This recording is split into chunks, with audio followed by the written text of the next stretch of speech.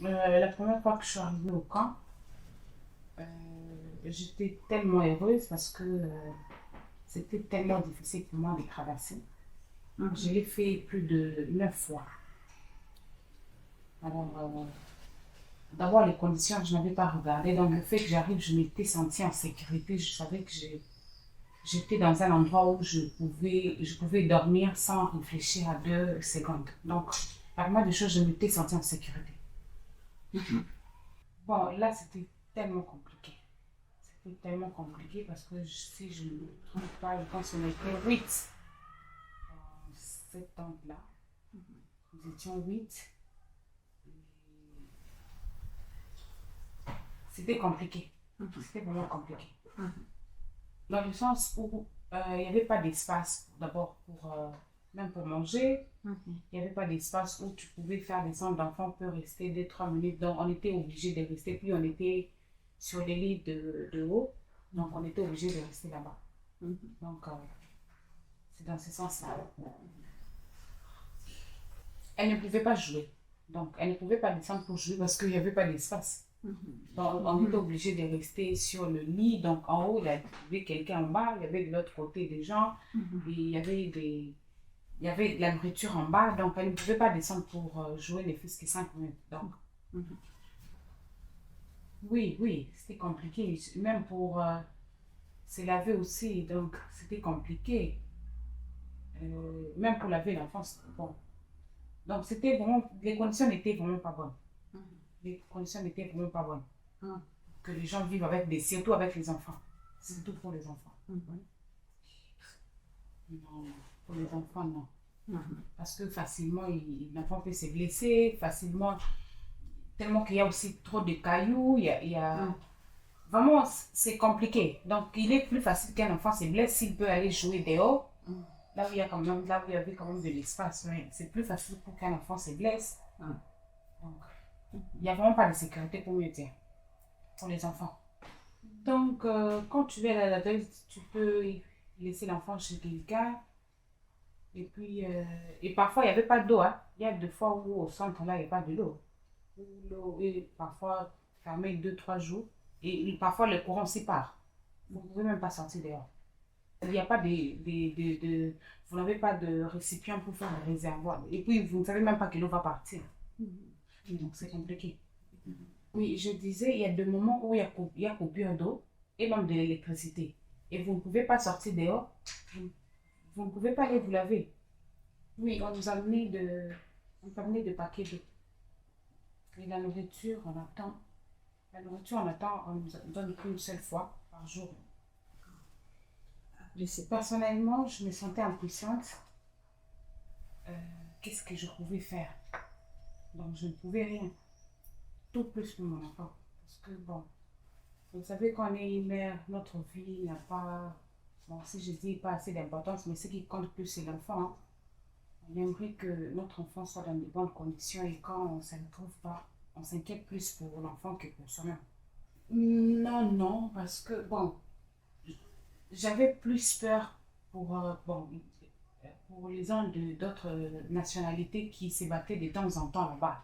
C'était un peu plus ce qui me faisait peur, mais j'évitais tout ça. Moi, j'étais plus à l'intérieur de la tente. Ça, c'est vraiment fréquent. Parce que le problème, c'est que, vous savez, nous avons 2 cultures différentes. Il y a, par exemple, moi, je suis chrétienne, il y a les autres qui sont des musulmans. Et par exemple, vous pouvez être dans une même tente et ils veulent que par exemple, leur frère ou leur connaissance viennent leur regarder. Et par exemple, si tu as aussi des frères qui viennent te regarder, ils ne veulent pas parce qu'ils mettent des foulards et ça peut créer des incompréhensions, ça crée de troubles. Et c'est parfois des incompréhensions comme ça qui créent de bagarres. Je me sentais vraiment pas en liberté dans le sens où, tu, par exemple, comme je suis là, je me sens bien. Depuis que je suis arrivée à Mytilene, j'avais senti une certaine liberté que je n'avais pas là-bas. Donc, c'est quelque chose que je n'ai pas vraiment de mots pour expliquer. Mais la première fois que je suis arrivée, c'était dans cette maison, j'avais l'impression de pouvoir respirer. Et puis, je pouvais laisser l'enfant, je pouvais dormir un tout petit peu, même si elle est dans la chambre, même si tu es avec quelqu'un d'autre. Mais j'avais senti une sécurité, des choses que je ne sentais pas là-bas. La première des choses, j'avais senti la sécurité par rapport à l'enfant d'abord parce que j'aime d'abord que mon enfant soit propre, c'est la première des choses. Et comme il y avait des toilettes où je pouvais facilement me permettre d'entrer avec l'enfant, la chambre, on était en sécurité, elle pouvait manger sur une table, c'était des choses que je voulais. Je pouvais la mettre des petits catchs aux pieds et puis tu sens qu'elle va être très propre toute la journée. Donc, j'avais respiré. Donc, une sécurité que je ne peux pas avoir si seulement je pouvais utiliser un autre mot. Donc, je pouvais. Donc, je me sens vraiment en sécurité, surtout que je sais qu'on peut passer à la cuisine, on peut passer au salon, ma petite fille peut manger sur une table, je peux faire un tour au frigo, je sais qu'il y a de fruits, elle aime de fruits. Déjà pour la nourriture, déjà je ne m'inquiète pas, mais là-bas on s'inquiétait pour la nourriture, donc pour beaucoup, beaucoup de choses. Tout ce que je dis, hein, l'insécurité, euh, plus l'insécurité, plus l'insécurité en tout cas. Pour moi, pour l'enfant, plus pour l'enfant en tout cas. Plus pour l'enfant. En tout cas, je n'ai pas grand-chose à demander. Ce que je peux dire, c'est simplement merci parce que depuis que je suis là, je me sens très bien. Pour moi, ce qui compte pour le moment, c'est que mes enfants étudient. Comme ma petite fille, elle est trop intelligente, elle entend 4 langues. Moi, je parle un peu l'anglais, mais elle entend l'anglais très bien, elle parle. Donc, plus ce qui me préoccupe, c'est maintenant pour qu'elle étudie. Donc, moi, d'autres choses, personnellement, pour moi, c'est après. C'est plus pour eux. Ensuite, moi, j'aimerais faire une formation pour devenir, je ne sais pas, journaliste, je ne sais pas trop, mais pour parler. Donc, ça me fait du bien de parler comme ça, de... Je me sens à l'aise. C'est quelque chose, c'est comme si je suis née avec, mais seulement que j'ai besoin de formations pour m'orienter, qu'est-ce qu'il faut faire, et tout, et tout. Donc, c'est quelque chose que j'aime en fait. Je sais que cette vidéo sera vue par beaucoup de personnes, peut-être par des hommes politiques. Je demande juste la paix parce que j'aime bien suivre des informations. Donc, j'ai l'habitude de suivre des informations pour connaître ce qui se passe dans le monde. Comme j'ai dit, je sais qu'après, je pourrais avoir peut-être, je trouverai une occasion de faire peut-être une formation quelque part.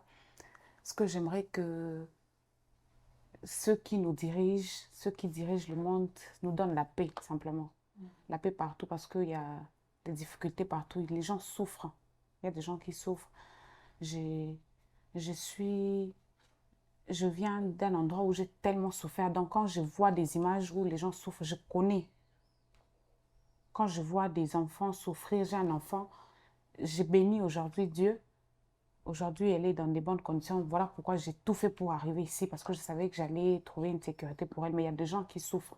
Donc, tout ce que je peux demander, c'est que la paix règne. En tout cas, s'ils peuvent nous donner la paix. Parce que c'est ça qui nous dirige. Donc, c'est simplement ça.